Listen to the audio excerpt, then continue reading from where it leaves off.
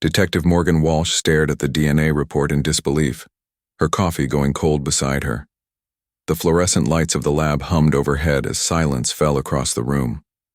3 decades of investigation, thousands of leads, countless dead ends, and now this single sheet of paper changed everything. "Run it again," she whispered, her voice barely audible. The technician shook his head. "We've run it 3 times already. The match is 99.8% conclusive." Walsh sank into her chair, the weight of the revelation crushing down on her shoulders. The face that flashed across her mind wasn't that of a drifter or an unknown predator. It was someone who had stood beside them at community meetings, someone who had consoled the grieving families, someone they had all trusted implicitly. "Sheriff Thompson needs to see this now," she said, her hand trembling slightly as she reached for her phone. Within hours, the quiet town of Nihil County would be upended by an arrest that nobody saw coming. The man who had lived among them for decades, the man who had been a pillar of their community, was about to be revealed as the monster who had stolen Harper Davis and Stella Lewis from their families. Harper's disappearance in 1993 had been the wound that never healed for this close-knit Alberta community. The 16-year-old vanished from the Riverside gas station on a foggy October evening, leaving nothing behind but her purse and a single shoe in the parking lot. For 6 years, her case stood alone, a tragic mystery that haunted local law enforcement. Then, in 1999, 20-year-old Stella Lewis disappeared under nearly identical circumstances just 15 miles away. Same time of year, same type of location, same lack of witnesses. The pattern was impossible to ignore, and the community's fear turned to terror as they realized something sinister had taken root in their peaceful corner of Alberta. For 31 years, these cases remained unsolved. Photographs of the missing girls yellowing on bulletin boards, their families trapped in a purgatory between grief and hope. But what makes this case truly extraordinary isn't just how long it took to solve, but who was responsible and how they managed to hide their dark secret while standing in plain sight. This is the story of how cutting-edge DNA technology finally brought justice to 2 families who never stopped searching. It's the story of a rural community forced to reckon with the betrayal of one of their most trusted members. And most disturbingly, it's the story of how the person responsible for these heinous acts managed to fool everyone, including the investigators, for more than 3 decades. If you're fascinated by cases where justice finally prevails, make sure to subscribe for more solved cold cases just like this one. And I'm curious, where are you watching from today? Let me know in the comments below. October 17, 1993 started like any other Sunday for the Davis family.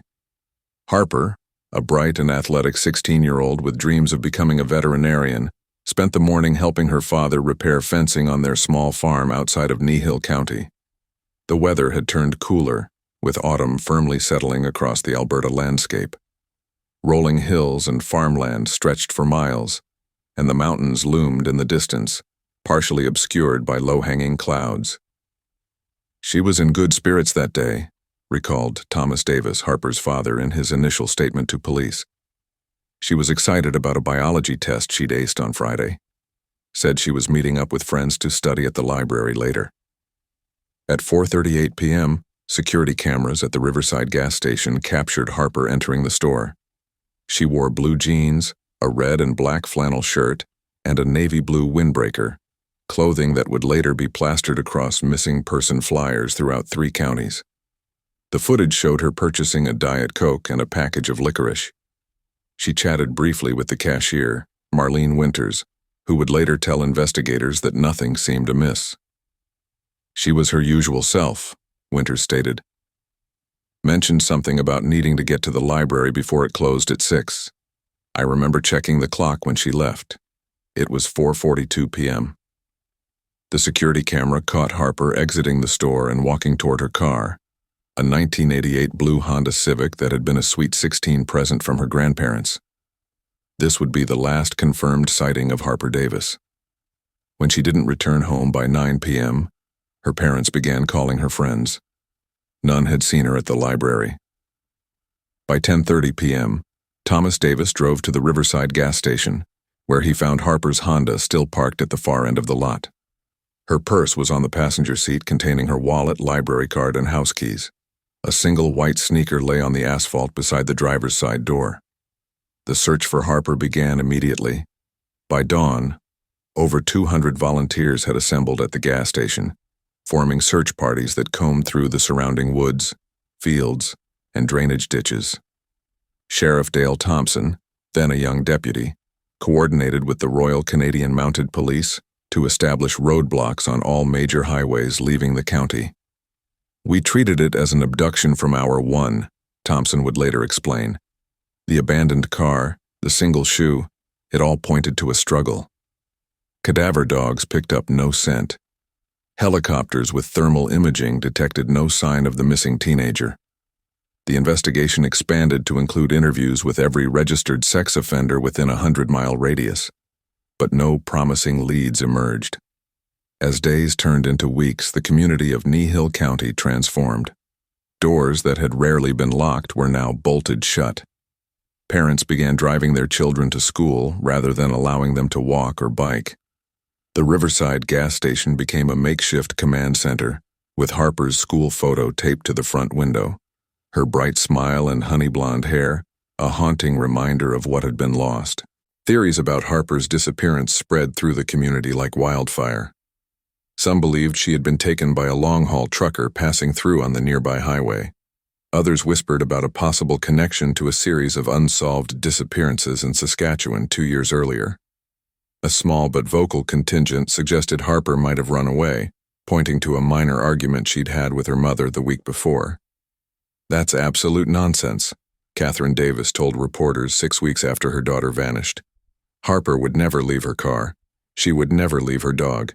And she certainly wouldn't leave without saying goodbye to her little brother. Someone took my daughter."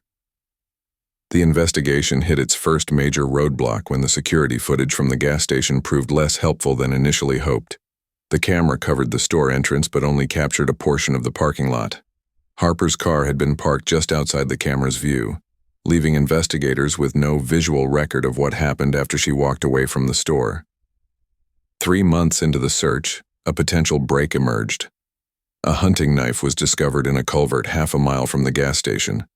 Initial testing indicated the presence of blood on the blade, sending a wave of both dread and hope through the community.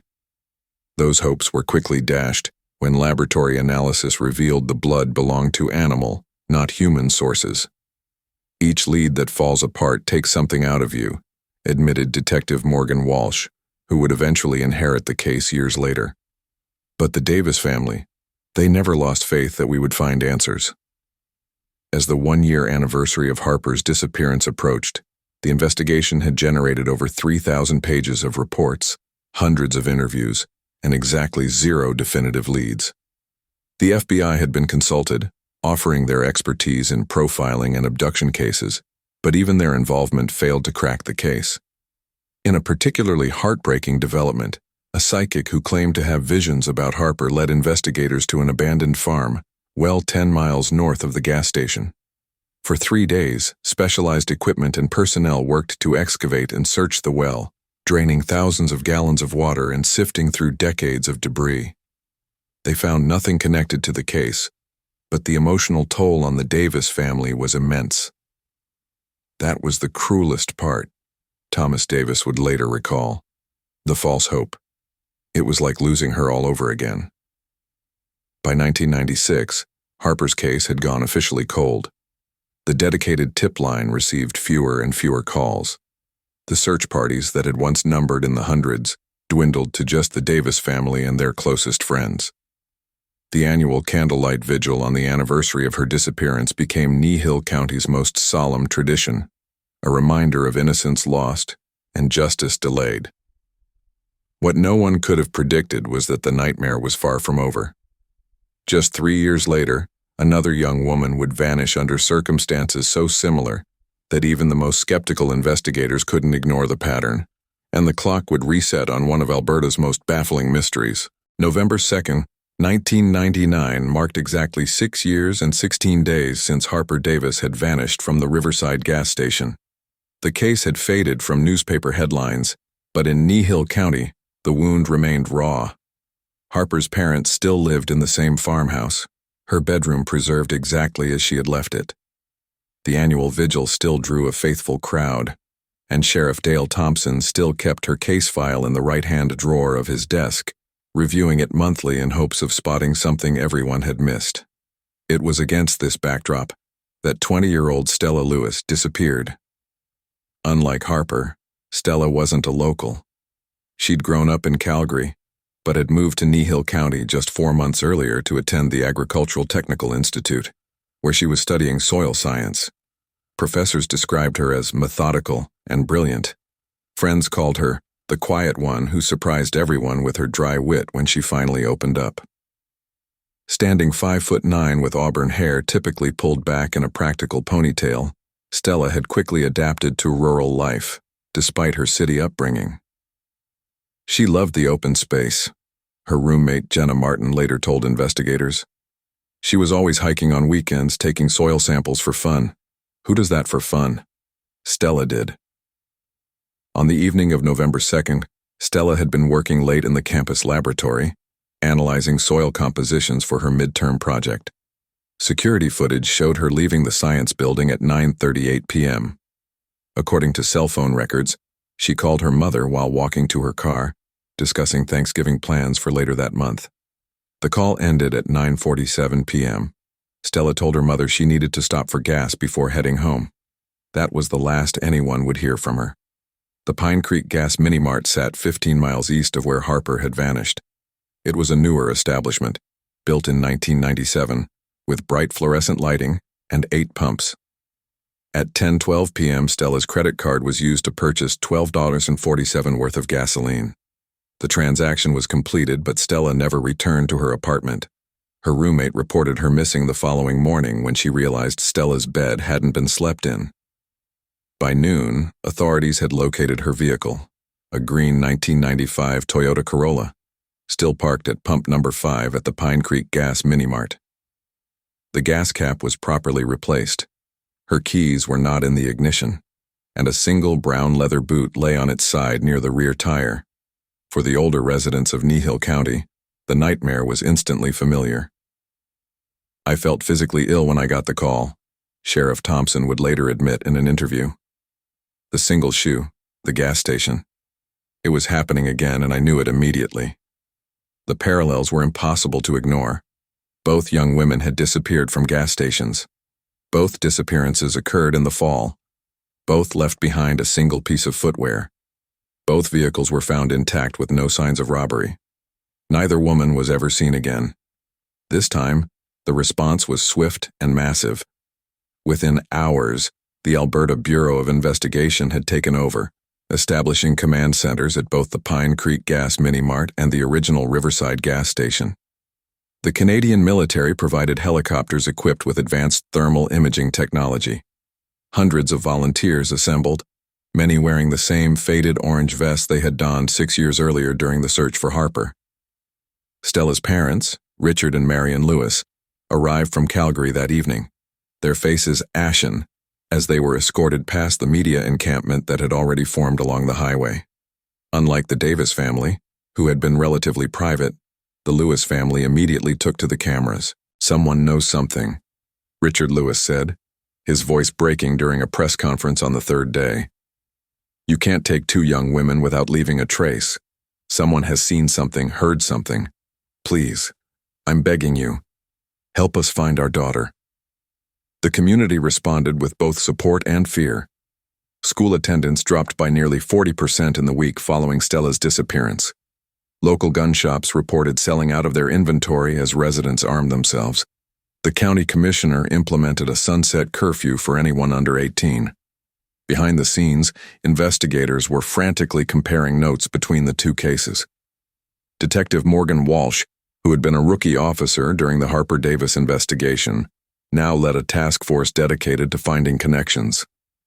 "We pulled every file, every statement, every piece of evidence," Walsh explained. "We re-interviewed everyone associated with Harper's case, looking for any mention of Stella or the Pine Creek area. We created a database of everyone who lived in the county during both time periods. We were looking for the overlap, the key that would unlock both mysteries."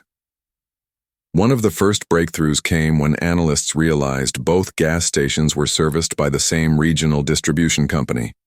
This led to exhaustive interviews with every delivery driver, maintenance worker, and corporate employee who might have had knowledge of both locations. While this line of inquiry ultimately proved fruitless, it established a new methodology for the investigation: find the connections, however tenuous, between the two crime scenes. As the search for Stella entered its second week, media attention intensified. National news programs broadcast from Nehill County, bringing unwelcome attention and wild speculation. Psychics and self-proclaimed crime experts descended on the small community. Several residents reported being offered money for interviews or inside information. Through it all, the Davis family watched in silent agony as another family began the journey they knew all too well.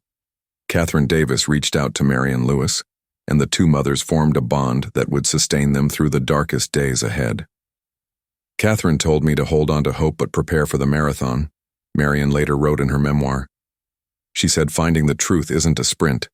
It's a long, painful journey that will test every fiber of your being. By December 1999, investigators had developed the first comprehensive profile of who might be responsible for both disappearances. The FBI's Behavioral Analysis Unit suggested they were looking for a white male between the ages of 25 and 45, likely employed in a position that required travel throughout the county. He would be organized, methodical, and familiar with rural areas. Most disturbingly, he would appear entirely normal to those who knew him, possibly even charming and well-regarded in the community. "This isn't someone living in the shadows," explained FBI Special Agent Lauren Reeves during a closed briefing with local law enforcement. "This is someone who blends in, someone people trust, someone who knows the routines of these areas and can move about without drawing attention." This profile led investigators to focus on individuals who served the community in some capacity: delivery personnel, utility workers, traveling salesmen, and even law enforcement. Over 200 men were interviewed, their alibis checked and rechecked. Tensions rose as neighbors began to eye each other with suspicion. The holiday season brought a grim milestone. Stella had been missing for over 50 days, and Harper for over 6 years. Both families held a joint candlelight service at the local high school gymnasium. Over 1,000 people attended, standing shoulder to shoulder in silent solidarity. As winter settled across Alberta, the physical search became increasingly difficult. Frozen ground made excavation nearly impossible. Snow covered potential evidence. But the investigation continued indoors, with analysts meticulously comparing every aspect of both young women's lives. In February 2000, a potential lead emerged when a hiker found a woman's watch in a ravine 30 miles north of Pine Creek. The watch resembled one Stella had been wearing in recent photographs, but severe weathering made identification difficult. For 3 agonizing weeks, the Lewis family waited while forensic experts attempted to extract DNA from the wristband. Ultimately, it was determined the watch had belonged to someone else entirely, a hiker who had reported it missing 2 years earlier. By the 1-year anniversary of Stella's disappearance, the combined investigation had become one of the largest in Alberta's history. Over 15,000 man-hours had been devoted to the cases. Every registered sex offender within a 200-mile radius had been interviewed multiple times. Dive teams had searched 7 lakes and ponds. Ground-penetrating radar had been used to examine dozens of sites where disturbed earth had been reported. And still, no trace of either young woman had been found. What had become increasingly clear, however, was that these were not random attacks of opportunity. The similarities were too precise, too calculated. This was the work of someone who had developed a specific methodology, someone who had gotten away with murder once and had waited patiently to strike again. "We're dealing with a predator who is exceptionally careful," Sheriff Thompson told his deputies during a strategy session in late 2000. "He doesn't kill on impulse. He plans. He watches. He waits. And the hardest thing for all of us to accept is that he might be watching us right now, maybe even helping with the investigation. That disturbing possibility, that the killer might be hiding in plain sight, perhaps even assisting in the search for his victims, cast a shadow over the entire community." Trust eroded as the unsolved cases stretched from months into years. Everyone became a potential suspect. Every alibi was questioned.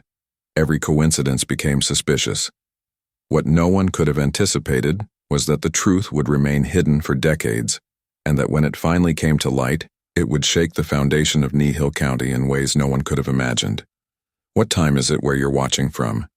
Let me know in the comments below. As 2001 faded into 2002, the investigation into the disappearances of Harper Davis and Stella Lewis entered a new and frustrating phase. The initial flood of tips had slowed to a trickle. The dedicated task force was gradually reassigned to other cases. The constant media presence that had once surrounded Hill County dissipated, leaving behind two grieving families and a community forever changed. "It's like watching a fire slowly die out," Thomas Davis said in a rare interview 5 years after his daughter's disappearance. "At first there's this massive response, flames everywhere, everyone rushing to help. Then it burns down to embers. But for us, those embers never go cold. That's our child out there somewhere." By 2003, the combined investigation files for both cases filled 17 boxes in the evidence room of the Hill County Sheriff's Department. Every lead had been followed, every witness interviewed and re-interviewed, every piece of physical evidence analyzed until technology reached its limits. Sheriff Dale Thompson, whose career had become defined by these unsolved cases, refused to let them be forgotten. "I keep their photos on my desk," Thompson told a reporter on the 10-year anniversary of Harper's disappearance. "First thing I see every morning, last thing I see before I go home. Some cases get under your skin. These two got under mine." The Davis family maintained Harper's bedroom exactly as she had left it, her soccer trophies collecting dust on the shelves, her calendar forever turned to October 1993. They established a scholarship in her name at the local high school, awarded annually to a student pursuing veterinary science, the career Harper had dreamed of. Richard and Marion Lewis took a different approach to their grief. They became vocal advocates for missing persons cases across Canada, establishing the Stella Lewis Foundation in 2004. The organization provided resources for families navigating the bureaucratic maze that follows a disappearance and funded advanced training for rural law enforcement agencies. "We couldn't bring Stella home," Marion explained during a fundraising event, "but we could make sure other families had the support we didn't have in those early days." The annual vigils for both young women merged into a single event held on October 17th, the date of Harper's disappearance. What began as a somber gathering of two families grew into a community tradition. By the 5th anniversary, over 500 people would gather at the town square, holding candles and sharing memories of the two young women who had become synonymous with tragedy in Hill County. As the years passed, the investigation experienced periodic surges of activity, usually triggered by advances in forensic technology or new leadership in the sheriff's department. In 2006, all physical evidence was re-examined using improved DNA extraction techniques. In 2008, the case files were digitized and analyzed using new pattern recognition software. In 2012, ground-penetrating radar was used to examine 27 locations identified through a geographic profiling algorithm. Each new effort brought renewed hope, followed inevitably by crushing disappointment. In 2007, what seemed like a significant break emerged when a prison inmate in Manitoba claimed to have information about Harper's case. Albert Kenner, serving a 15-year sentence for armed robbery, told authorities he had overheard another inmate confessing to abducting a girl from a gas station in Alberta.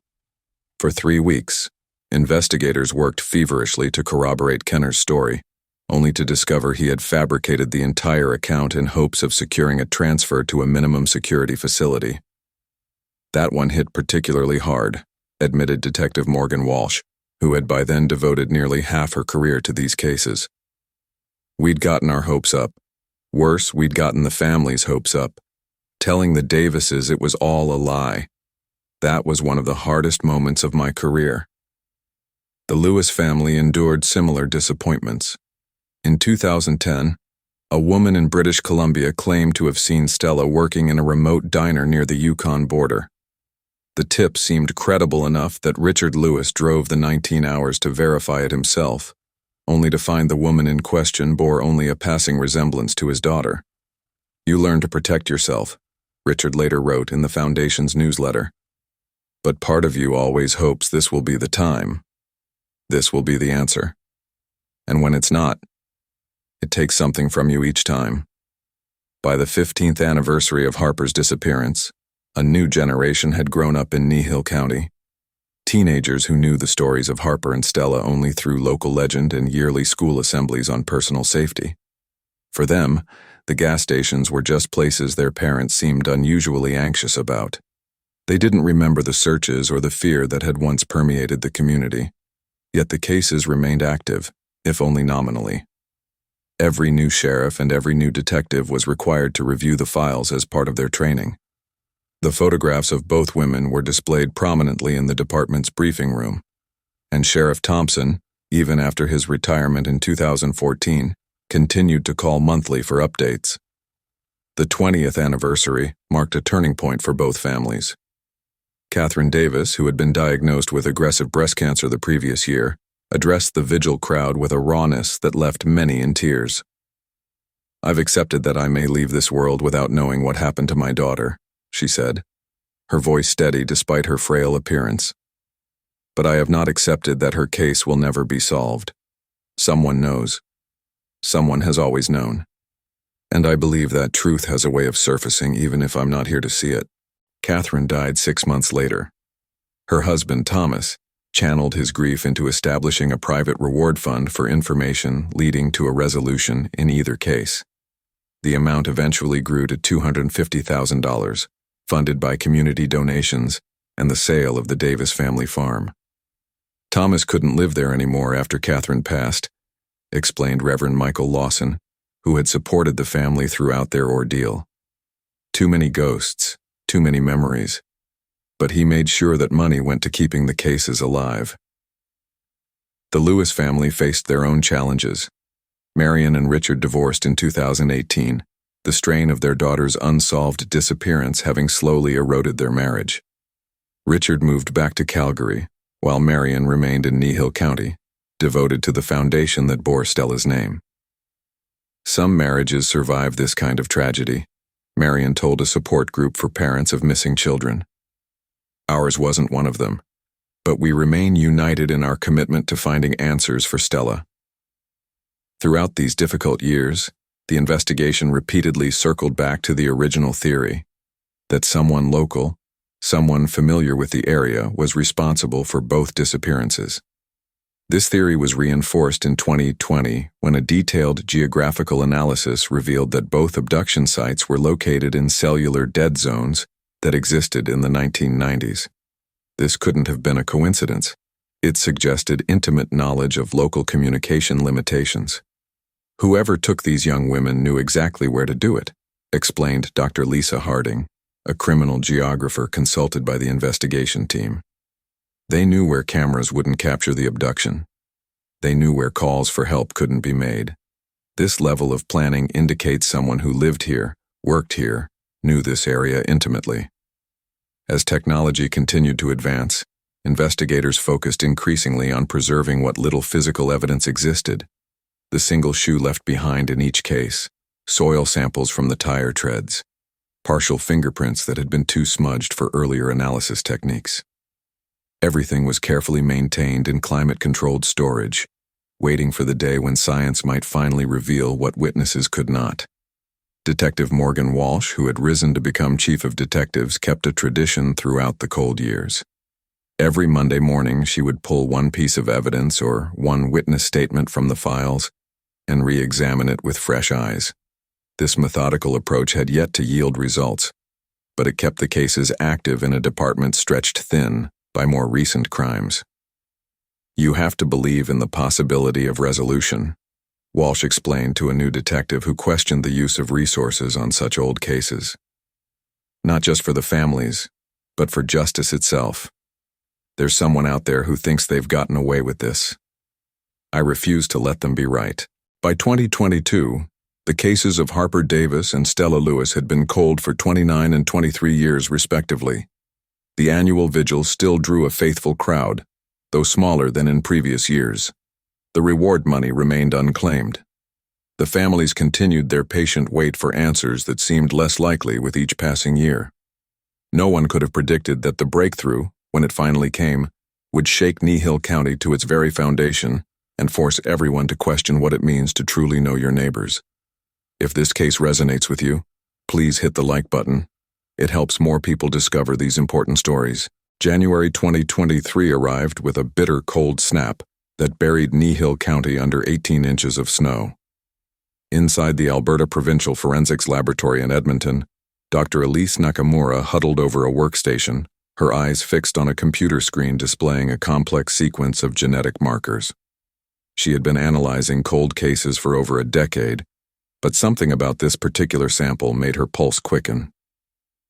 "I need you to verify these results," she told her colleague, sliding her chair back from the monitor. "And then run it again." The sample in question was nothing special at first glance. A microscopic trace of DNA extracted from the interior heel of Harper Davis's recovered shoe. It had been tested numerous times over the decades, always with the same frustrating result: insufficient material for identification. But Dr. Nakamura wasn't using conventional DNA analysis. She was employing a revolutionary technology called Molecular Ancestry Tracing Enhanced Recovery, MATER for short. Developed initially for archaeological research, MATER allowed scientists to reconstruct viable DNA profiles from samples previously considered too degraded or minute for analysis. By amplifying specific regions of genetic material and using quantum computing algorithms to fill in missing sequences, MATER could generate usable profiles from evidence that had defeated earlier technologies. "We've been waiting 30 years for something like this," Detective Morgan Walsh would later explain in her case notes. "Science finally caught up to what we needed." The Alberta Bureau of Investigation had selected 20 cold cases for the initial MATER trial program. The Davis and Lewis disappearances were prioritized not just because of their high profile, but because both cases had preserved physical evidence that had previously yielded insufficient DNA samples. Dr. Nakamura's team spent 6 weeks processing the evidence. Harper's shoe yielded minute traces of DNA from the interior heel, likely transferred when the abductor handled it. Stella's boot contained similar traces, along with a nearly invisible smudge on the leather that appeared to be biological material. On January 23, 2023, the team uploaded the reconstructed DNA profiles to the Canadian National DNA Database. Within hours, they had their first hit. The system flagged a familial match, Dr. Nakamura explained during her briefing with Detective Walsh 3 days later. Not the perpetrator himself, but almost certainly a close relative, parent, sibling, or child. The match came from a voluntary DNA submission in a cancer research study from 2019. The name attached to that voluntary submission, Evelyn Richardson, a 52-year-old elementary school teacher from Knee County. Walsh stared at the photograph of Evelyn Richardson, a smiling woman with graying blonde hair who had taught 3rd grade for over 20 years. "Are you absolutely certain about this match?" "The familial connection is 99.8% conclusive," Dr. Nakamura confirmed. "And there's more. We found identical DNA markers in both evidence samples. Harper and Stella were almost certainly taken by the same individual, and that individual shares significant genetic markers with Evelyn Richardson." Within hours, Detective Walsh assembled a small trusted team to begin the delicate process of investigating Evelyn Richardson's family connections without alerting the community to their focus. They worked in a sealed conference room at the provincial headquarters in Edmonton, far from curious eyes in Knee County. "We need complete family trees, current addresses, and alibis for the time periods in question," Walsh instructed. "And we need absolute discretion. If word gets back to Knee before we're ready, we could lose our suspect." The investigation revealed that Evelyn Richardson had 4 male relatives within the appropriate age range: her father Maxwell, deceased in 2010, her brother Daniel, her son Jason, and her cousin Robert. Daniel Richardson immediately drew attention. He was 29 at the time of Harper's disappearance and 35 when Stella vanished. More significantly, he had lived in Knee County his entire life. "What does Daniel do for a living?" Walsh asked, her pen hovering over her notepad. The response from the investigator sent a chill through the room. "He's a paramedic. Has been since 1991. A paramedic, someone with medical knowledge, someone who responded to emergencies, someone everyone in the community knew and trusted implicitly." Walsh recalled the FBI profile from decades earlier. This isn't someone living in the shadows. This is someone who blends in, someone people trust. Background checks revealed that Daniel Richardson had been interviewed twice during the original investigations, once as a community member who had volunteered in the search for Harper, and again as part of the general canvassing of emergency services personnel after Stella's disappearance. Both times, he had been cleared without suspicion. "We need surveillance on him immediately," Walsh ordered, "and we need a way to obtain his DNA without tipping our hand." What followed was an operation of painstaking precision. Undercover officers tracked Daniel Richardson's movements for 2 weeks, documenting his daily routine. He lived alone in a modest ranch-style house 5 miles outside town. He worked regular shifts at the Nehill County Emergency Services, responded to community medical calls, and volunteered at the local youth center twice weekly. On weekends, he frequently visited his sister Evelyn and her family.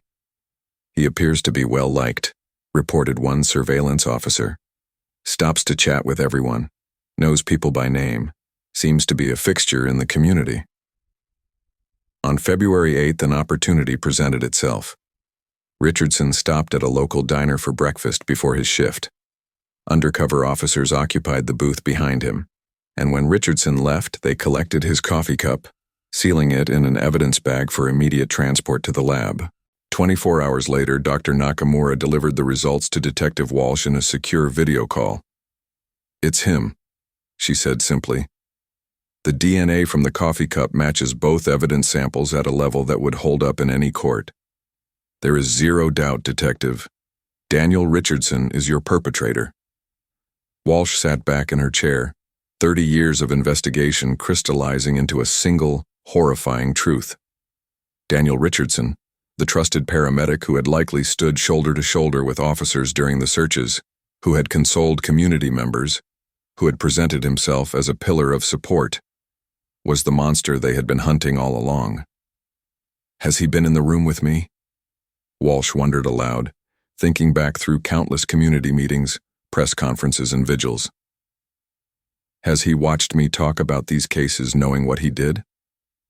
The evidence, once they knew where to look, began accumulating rapidly.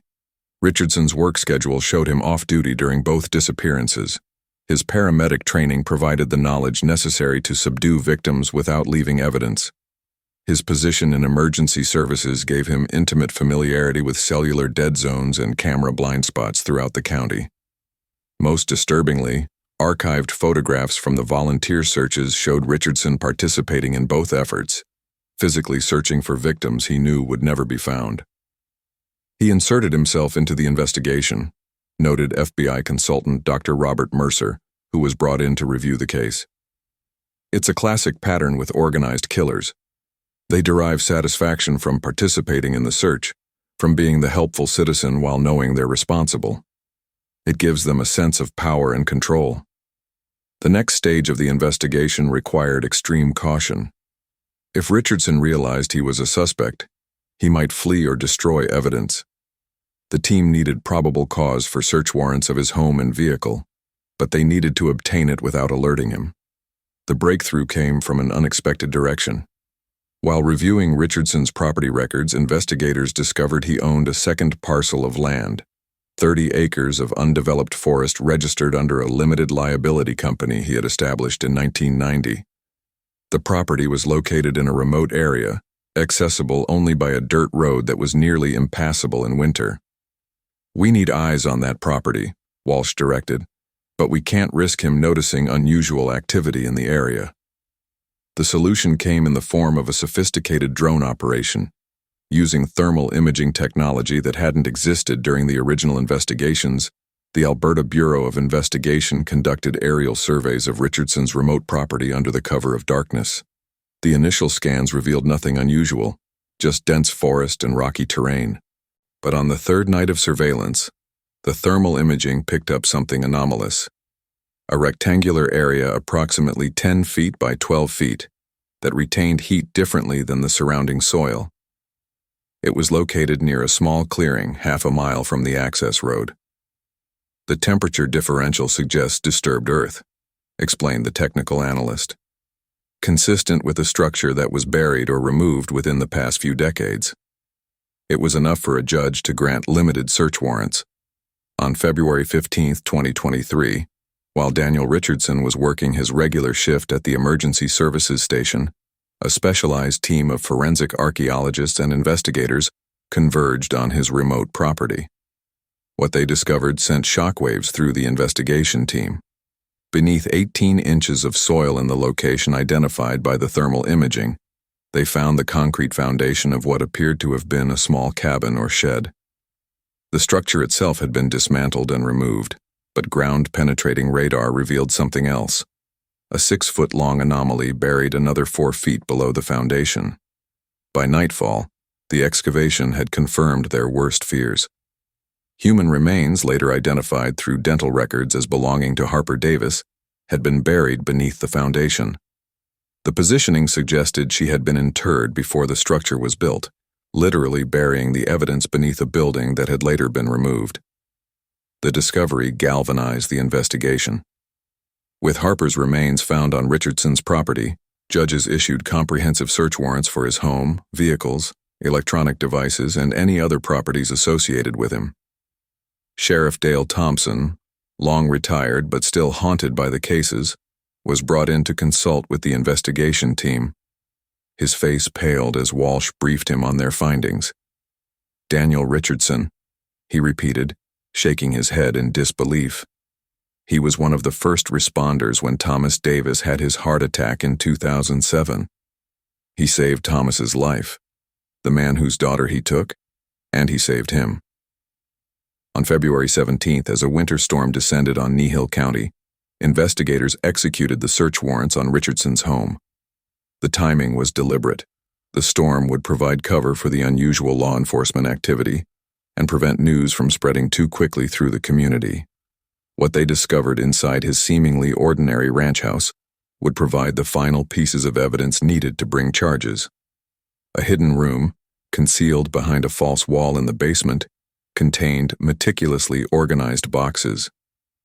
Inside those boxes, photographs, personal items, and journals that revealed the full horror of what had happened to Harper Davis and Stella Lewis. They also found evidence suggesting there might be additional victims beyond the 2 young women from Kneehill County. As investigators prepared to make an arrest, the community remained oblivious to the revelation about to break, that the trusted paramedic who had attended their emergencies, saved their lives, and comforted them in times of crisis harbored a darkness no one had suspected for over 3 decades. What's the weather like where you are today? We're covering a foggy case, and I'm curious if you're experiencing clear skies or clouds. February 18, 2023 arrived with Kneehill County still blanketed under 8 inches of fresh snow. Inside the mobile command center established half a mile from Daniel Richardson's property, Detective Morgan Walsh stared at the evidence board that had been hastily assembled overnight. Photographs, timelines, and forensic reports covered nearly every inch of available space. At the center, the DMV photo of Daniel Richardson, 51 years old, salt and pepper hair, confident smile. "It's the eyes," Walsh said to Sheriff Thompson, who had refused to leave despite the late hour. "I've interviewed him at least 3 times over the years, sat across from him at community meetings, and I never saw it." "None of us did," Thompson replied quietly. "That's how he survived this long." The search of Richardson's hidden basement room had yielded disturbing evidence that expanded the investigation far beyond what anyone had anticipated. The meticulously labeled boxes, organized by date, contained items that could only have belonged to Harper and Stella. Harper's missing shoe, matching the one found at the gas station, Stella's student ID card, journals with entries describing both abductions in clinical detached language, and most disturbingly photographs documenting the crimes. He kept trophies, explained forensic psychologist Dr. Sarah Levinson, who was brought in to consult on the case. But not in the typical sense we see with disorganized killers. This is different, almost like scientific documentation. The journals read like case studies. He was studying himself as much as his victims. The evidence suggested Richardson had used his paramedic knowledge to subdue both women with medication stolen from his workplace, explaining the lack of struggle at both scenes. His journal entries detailed how he had carefully selected both locations based on blind spots in security coverage and known dead zones in cellular service. But what truly stunned investigators was the discovery of 3 additional boxes, labeled with dates and locations that matched no known missing persons cases in Kneehill County. "We need to expand the search radius," Walsh directed. "Look at missing persons cases within a 300-mile radius of each of these dates. Focus on young women, similar victim profiles, gas stations, or isolated locations." As analysts worked to identify potential additional victims, the forensic team continued processing Richardson's property. Ground-penetrating radar was deployed across the entire 30 acres, revealing another anomaly approximately half a mile from where Harper's remains had been found. "Second site. Similar composition to the first," reported the technician, pointing to the readout. "Roughly the same dimensions." Walsh ordered an immediate excavation, and by noon, the team had made a grim discovery. Human remains later identified as Stella Lewis were uncovered beneath the foundation of what appeared to have been a small storage shed. He created burial sites and then built structures over them to conceal the evidence, explained forensic anthropologist Dr. Martin Blackwood. Then later dismantled those structures, likely when he felt investigations were getting too close or when he was preparing to sell the property. Records showed Richardson had listed the property for sale just 2 months earlier, a detail that added urgency to the investigation. Had they waited any longer, crucial evidence might have been lost forever. As the forensic teams worked tirelessly at the crime scenes, another group of investigators focused on building a timeline of Richardson's life. His personnel records from the Emergency Services Department revealed a pattern that aligned perfectly with the crimes. He had taken vacation days immediately following each disappearance, ostensibly for camping trips, where he would have had uninterrupted time at his remote property. His digital footprint, though limited in the earlier years, provided additional evidence. Richardson had searched for information about both cases regularly, often following news updates about the investigations. More recently, he had researched advancements in DNA technology and forensic techniques for recovering evidence from degraded samples. "He knew we were getting closer," Walsh observed. The technology was catching up to him. Perhaps most disturbing was the discovery of Richardson's community involvement throughout the years. He had donated regularly to the Stella Lewis Foundation. He had attended every annual vigil since 2000. And most incredibly, he had provided emergency medical care to both families on multiple occasions, including the night Thomas Davis suffered his heart attack in 2007. "This isn't just hiding in plain sight," Dr. Levinson explained during a briefing with the investigation team. "This is a form of psychological insertion we rarely see. Becoming intimately involved with the aftermath of his own crimes, it suggests a level of narcissism and control that's extraordinary even among serial offenders." By February 20th, enough evidence had been assembled to justify Richardson's arrest. But Walsh insisted on absolute certainty. One misstep could jeopardize the entire case. "We have physical evidence linking him to both known victims," she told the prosecution team. "We have his DNA at both scenes. We have his journals. But I want more. I want to ensure there's no possible way he escapes justice." The final piece fell into place when analysts made a breakthrough connection between Richardson's work schedule and the 3 additional cases identified from his labeled boxes. In each instance, Richardson had been dispatched as a paramedic to neighboring counties for emergency response training or temporary coverage, placing him in the exact locations where young women had disappeared under similar circumstances. He used his profession to create alibis, Walsh realized. Being sent to these areas for work gave him legitimate reasons to be there. No one would question a paramedic's presence anywhere. With the case now extending beyond Knee County, the Royal Canadian Mounted Police took the lead in coordinating a multi-jurisdictional response. The decision was made to arrest Richardson at the emergency services station rather than his home, minimizing the risk of his destroying evidence or harming himself if he realized authorities were closing in. On February 21st, as Richardson arrived for his regular 7 a.m. shift, he found Deputy Commissioner Alan Grayson of the RCMP waiting in the break room instead of his colleagues. "Daniel Richardson," Grayson stated, as tactical officers moved into position behind him. "You're under arrest for the murders of Harper Davis and Stella Lewis." According to officers present, Richardson showed no visible reaction beyond a slight tightening of his jaw. He complied silently as he was handcuffed and read his rights, his only words, spoken so quietly that Deputy Commissioner Grayson nearly missed them. "I was wondering when you'd finally figure it out." The arrest sent shockwaves through Knee County. Emergency notification systems alerted residents to an important community safety update, directing them to a hastily organized press conference at noon. There, Sheriff Thompson, officially retired but called back to help manage the community response, stood alongside Detective Walsh to deliver news that many found impossible to comprehend. "Today, after nearly 30 years of investigation, we have arrested a suspect in the disappearances of Harper Davis and Stella Lewis," Thompson announced, his voice steady despite his evident emotion. "The suspect is longtime Knee County paramedic Daniel Richardson." The collective gasp from the assembled crowd was audible even through news broadcasts. Richardson wasn't just known in the community. He was trusted, respected, even beloved by many whose lives he had saved. Parents whose children he had treated for injuries. Elderly residents whose heart attacks and strokes he had responded to. Community leaders who had worked alongside him on local initiatives. As news of the arrest spread, investigators continued processing Richardson's property, eventually identifying 5 burial sites in total.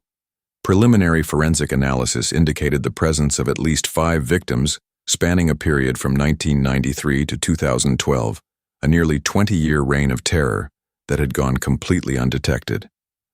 "The level of compartmentalization is astounding," Dr. Levinson noted in her preliminary psychological assessment.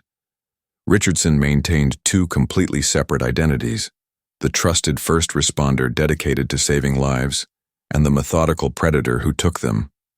His ability to switch between these personas without raising suspicion represents an extreme case of psychological division that we rarely encounter. For Detective Morgan Walsh, who had dedicated her career to solving these cases, the arrest brought conflicting emotions. "There's relief, certainly," she admitted during a private moment with Sheriff Thompson. "But there's also this profound sense of failure.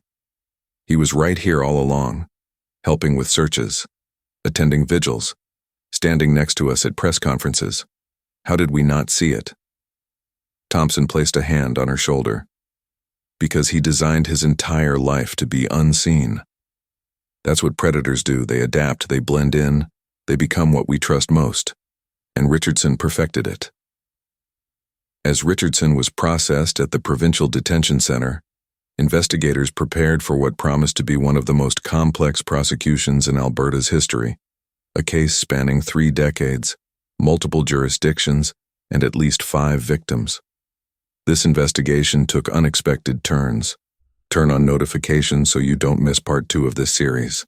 February 21st, 2023 began like any other winter morning at the Knee County Emergency Services Station. The overnight shift was preparing to clock out, filling in reports and restocking supplies. The day shift crew filtered in gradually, shaking snow from their boots and warming their hands around coffee mugs. Among them was Daniel Richardson, arriving precisely at 6:45 a.m., as he had for the past 32 years. Richardson parked his silver Ford F-150 in his usual spot, third from the left under the small overhang that provided minimal protection from the elements. Security footage later analyzed by investigators showed him checking his reflection in the rearview mirror before exiting the vehicle.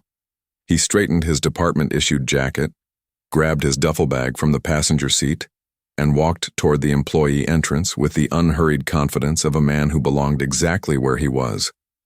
Inside, he nodded to the overnight dispatcher, made a comment about the continuing snowfall, and headed toward the break room to store his lunch in the refrigerator.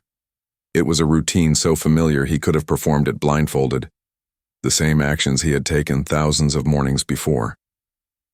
What Richardson didn't know was that the station had been quietly infiltrated over the previous hour.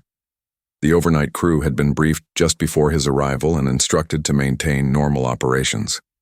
The day shift colleagues he expected to meet had been delayed and replaced by tactical officers in paramedic uniforms.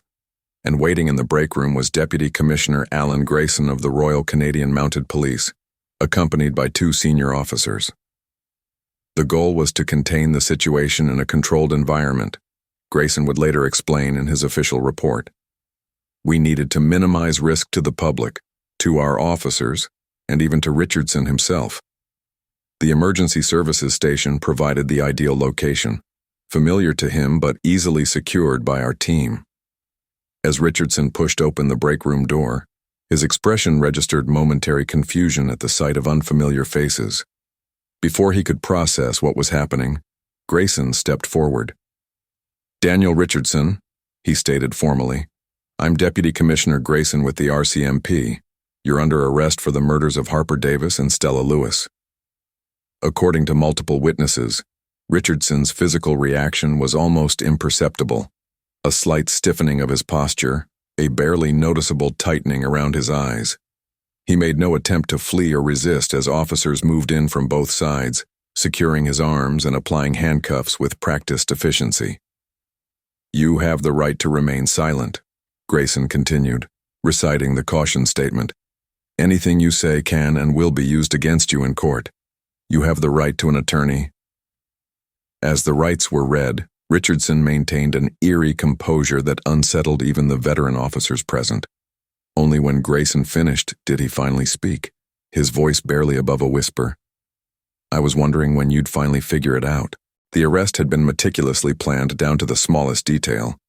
Within minutes, Richardson was escorted to an unmarked police vehicle with tinted windows. The entire emergency services station was immediately declared a secondary crime scene, with all personnel detained for interviews and the building secured for forensic processing.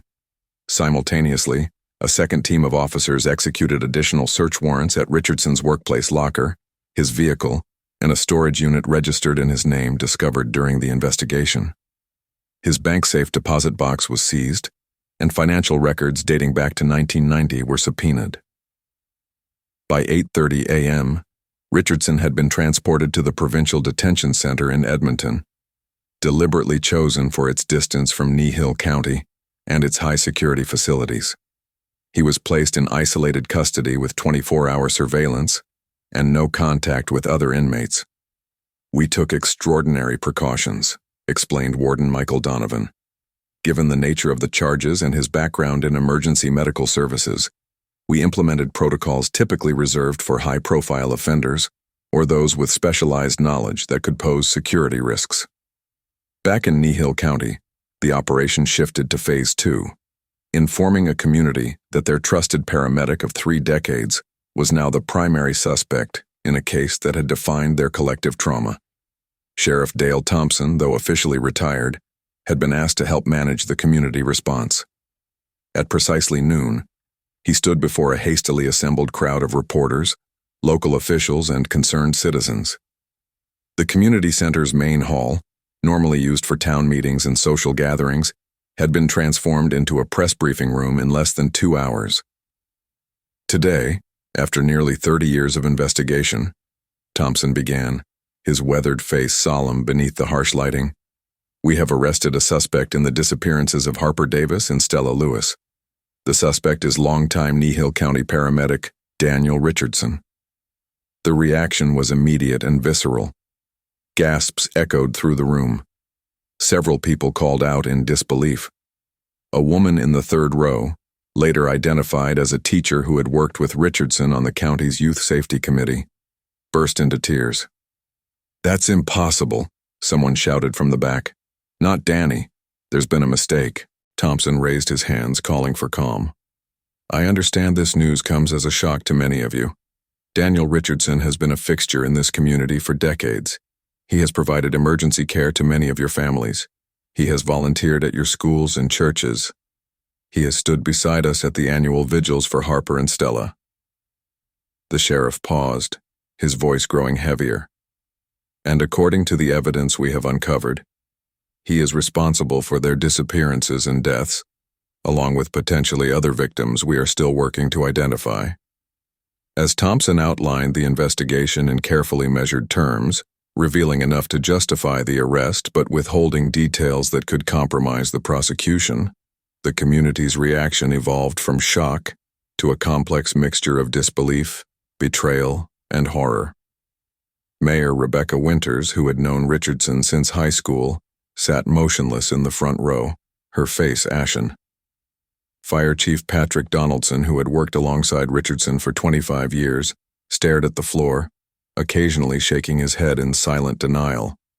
And in the far corner, partially obscured by a support column, stood Evelyn Richardson, Daniel's sister, her expression unreadable as she learned that her brother was allegedly responsible for crimes that had haunted their community for generations.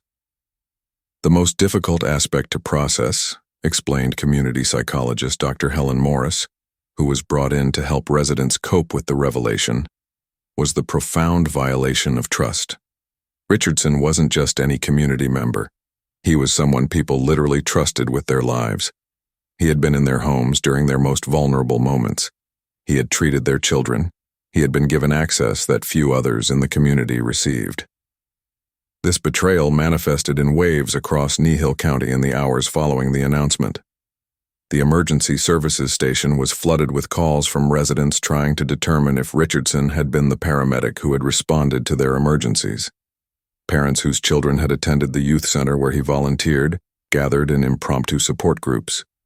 Former patients struggled to reconcile the gentle, competent medical professional they remembered with the monster described in the press conference. "He set my son's broken arm 3 years ago," recalled Sarah Jenkins, a local business owner. "He was so patient, so kind, kept telling jokes to distract from the pain. How do you make sense of that? How is that the same person who could do what they're saying he did?" As the community reeled, Richardson was undergoing initial processing at the detention center. He declined legal representation for his preliminary interview, a decision that surprised investigators but was well within his rights. Detective Morgan Walsh, who had flown to Edmonton immediately following the press conference, led the questioning. "I've been waiting a long time to have this conversation," Walsh began, setting a digital recorder on the table between them. Richardson, now dressed in standard-issue detention center clothing, regarded her with the same unsettling calm he had displayed during his arrest. "I remember you from the searches," he replied. "You were just a rookie then. Look at you now." The 3-hour interview that followed yielded little of investigative value. Richardson neither confirmed nor denied involvement in the disappearances. He answered basic biographical questions but deflected anything related to the crimes. When shown photographs of Harper and Stella, he expressed appropriate sympathy but claimed no special knowledge of their fates. "It's a performance," Walsh told her team afterward. "He's been performing his whole life, playing the role of the dedicated paramedic, the community volunteer, the good neighbor. This is just another role for him. The wrongfully accused man cooperating with authorities." Richardson's only significant statement came at the conclusion of the interview. As Walsh gathered her materials to leave, he leaned forward slightly. "Detective," he said, his voice carrying the same professional tone he might use when explaining a medical procedure. "You think you know what happened, but you don't. Not really. You've found some pieces, but not the whole puzzle." When Walsh pressed him to elaborate, he simply smiled and requested to be returned to his cell. Meanwhile, Richardson's court-appointed attorney, Martin Greaves, held an impromptu press conference on the steps of the provincial courthouse.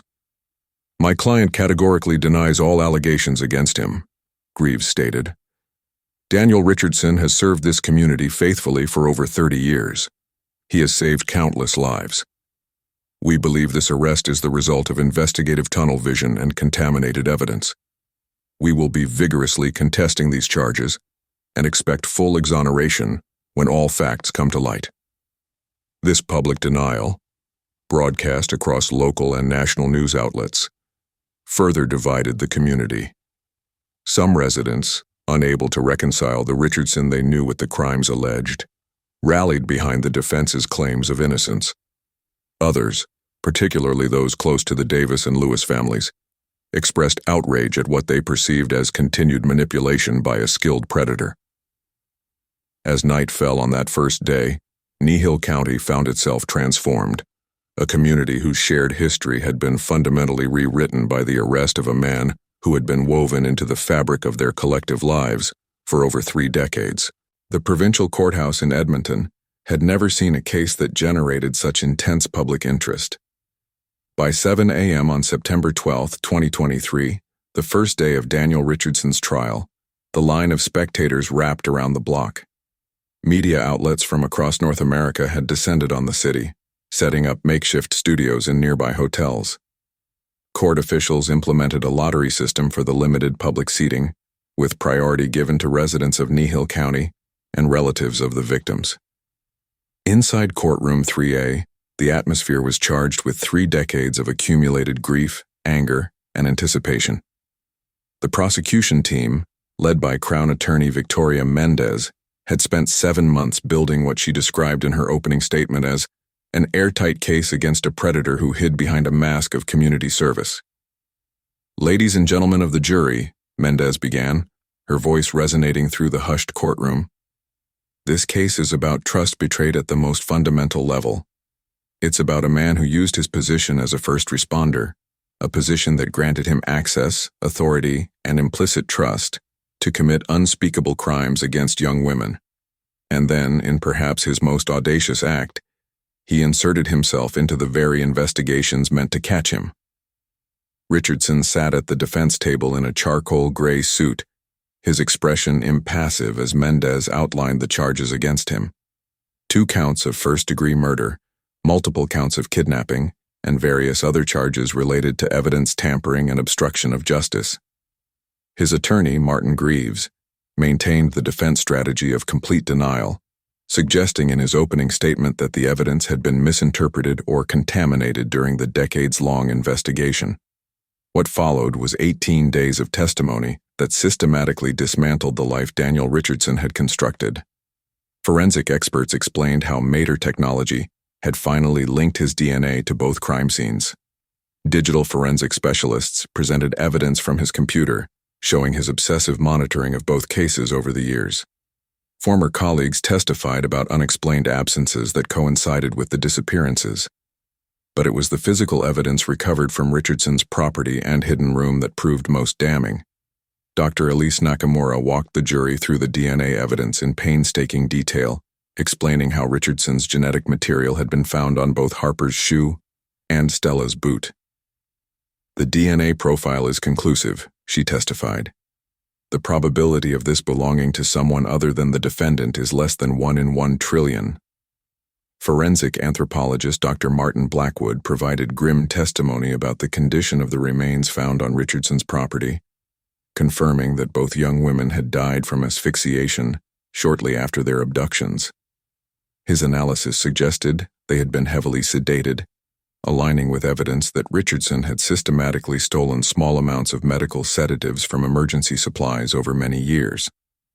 On day 7 of the trial, the prosecution introduced Richardson's journals into evidence.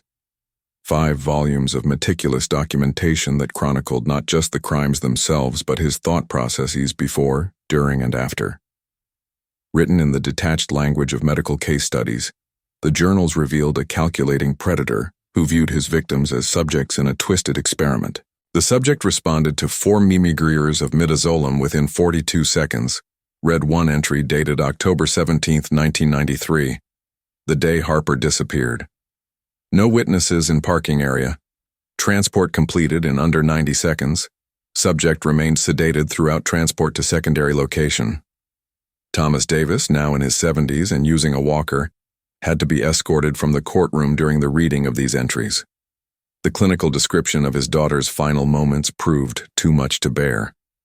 Perhaps most disturbing was the evidence of how Richardson had manipulated the investigations over the years.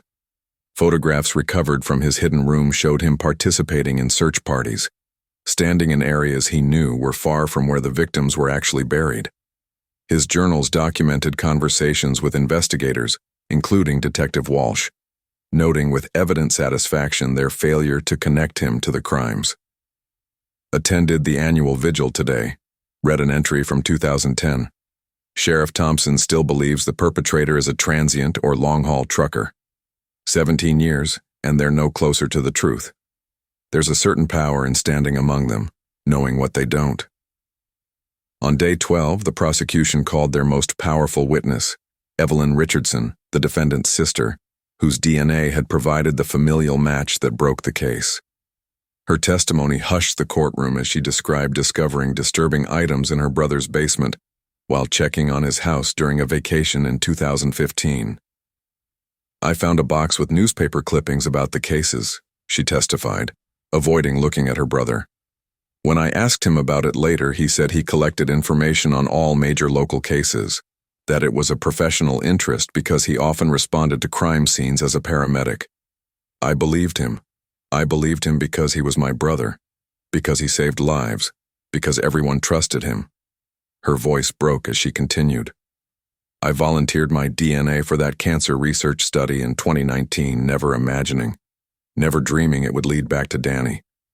I've spent every day since his arrest wondering if I could have seen something, done something, known something that might have stopped this sooner." The defense strategy crumbled as the evidence mounted. Greaves attempted to suggest that Richardson's journals were works of fiction, dark fantasies, rather than documentation of actual crimes. This theory collapsed when forensic analysis matched soil samples embedded in the journal bindings to the exact burial locations on Richardson's property. On day 16, in a move that shocked the courtroom, Richardson dismissed his attorney and announced his intention to testify in his own defense. Against all legal advice, he took the stand and, for the first time, admitted to the crimes. "Yes, I took them," he stated with the same clinical detachment evident in his journals. "And yes, I documented everything. It wasn't personal. It was never about them specifically. It was about the process, the planning, the execution, the aftermath. I wanted to understand what it was like to take a life, to hold that power. And once I knew, I couldn't stop knowing." His testimony, delivered without remorse or emotion, lasted less than 30 minutes. When Crown Attorney Mendez asked why he had chosen victims from his own community, his response sent chills through the courtroom. "Proximity creates opportunity," he explained, as if lecturing on a medical procedure. "And there's a certain elegance to hiding in plain sight. The perfect camouflage isn't invisibility, it's respectability." The jury deliberated for just 4 hours before returning with unanimous guilty verdicts on all counts. Judge Eleanor Harmon sentenced Richardson to life imprisonment without possibility of parole, adding a rare judicial statement to her sentencing. "In my 30 years on the bench, I have never encountered a case that so thoroughly demonstrates the capacity for human deception," she stated. "Mr. Richardson didn't just take the lives of these young women, he violated the trust of an entire community. He weaponized his position as a helper to become a predator. There can be no rehabilitation from such profound moral corruption." For the families of Harper Davis and Stella Lewis, the verdict brought a complex mixture of relief, vindication, and renewed grief. After the sentencing, Thomas Davis and Marion Lewis stood together outside the courthouse, their 3-decade journey for justice finally complete. "Harper can rest now," Thomas said simply, his weathered face showing the toll of 30 years of uncertainty. "And so can we." 1 year after Daniel Richardson's conviction, Kneehill County remains a community in recovery. The familiar landmarks, the Riverside gas station, the Pine Creek mini-mart, the emergency services station where Richardson worked for decades, now carry the weight of a revised history. Some residents still struggle to reconcile the trusted paramedic they knew with the predator revealed in court.